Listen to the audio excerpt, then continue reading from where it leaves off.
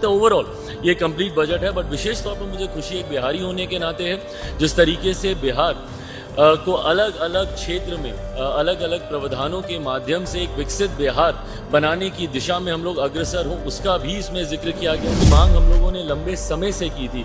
अभी तक मात्र 2 ही निफ्टम देश भर में थे, बट अब एक तीसरा निफ्टम बिहार में खुलने जा रहा है। ये मांग हम लोग की लंबे समय से थी, उसको पूरा किया गया। माननीय वित्त मंत्री जी को और हमारे प्रधानमंत्री जी का मैं धन्यवाद करूंगा।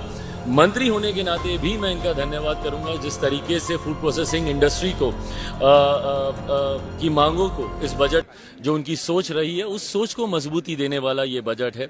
इस बजट में जहां अलग अलग प्रावधानों से कैसे देश को और ज़्यादा सशक्त किया जा सके, टेक्नोलॉजी के माध्यम से स्किल को कैसे डेवलप किया जा सके, एआई के माध्यम से कैसे अलग अलग सेक्टर्स को हम लोग और ज़्यादा मजबूती देने का कार्य कर सकते हैं। ओवरऑल मुझे लगता है ये कंप्लीट बजट है जिसमें हर क्षेत्र का इसमें ध्यान रखा गया।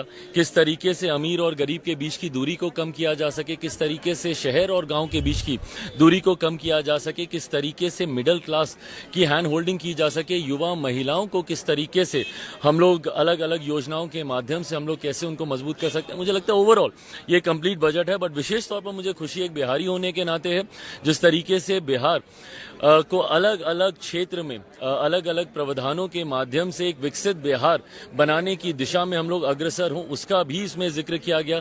एयरपोर्ट एक्सपेंशन का इसमें बात किया गया है, ग्रीनफील्ड एयरपोर्ट्स का इसमें जिक्र किया गया, आईआईटी एक्सपेंशन का इसमें जिक्र किया गया।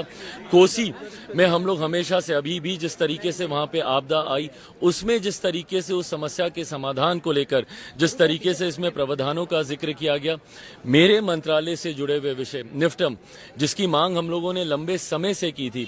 अभी तक मात्र 2 ही निफ्टम देश भर में थे, बट अब एक तीसरा निफ्टम बिहार में खुलने जा रहा है। ये मांग हम लोग की लंबे समय से थी, उसको पूरा किया गया। मखाना बिहार में सबसे ज्यादा उत्पादन मखाना का होता है और उसको लेकर जिस तरीके से एक बोर्ड के गठन का जिक्र इस बजट में किया गया, मुझे लगता है ओवरऑल ये बिहार और देश को मजबूती देने वाला ये बजट है।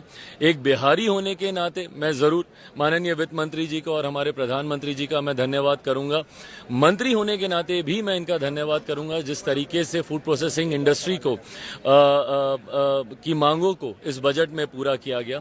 और मैं देशवासियों की तरफ से भी, क्योंकि जिस तरीके से टैक्स रिबेट्स इसमें अनाउंस किए गए, जिस तरीके से नए टैक्स स्लैब्स अनाउंस किए गए, इस सोच के साथ कि हर देशवासी के हाथ में ज्यादा पैसा बचे, ज्यादा कमाई बचे, मैं देशवासियों की तरफ से भी हमारे प्रधानमंत्री जी और माननीय वित्त मंत्री जी का धन्यवाद करता हूँ। कुछ अपोजिशन के लोगों की आलोचना है कि बिहार का एक चुनावी बजट।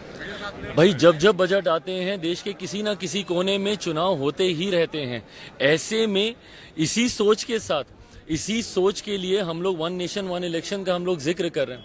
अगर इतना ही विपक्ष को ऐतराज है, क्योंकि अगली बार भी जब कहीं पे चुनाव होंगे, जब बजट आएगा तो कहीं ना कहीं चुनाव हो ही रहे होंगे, फिर ये बोलेंगे कि उस राज्य का ध्यान रखने के लिए इस बजट को लाया गया, तो माइट एज वेल सपोर्ट ना।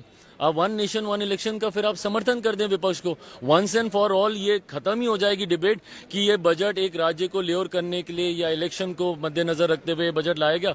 आप सपोर्ट कर दीजिए, 1 नेशन 1 इलेक्शन आ जाएगा, ये बहस ही खत्म हो जाएगी।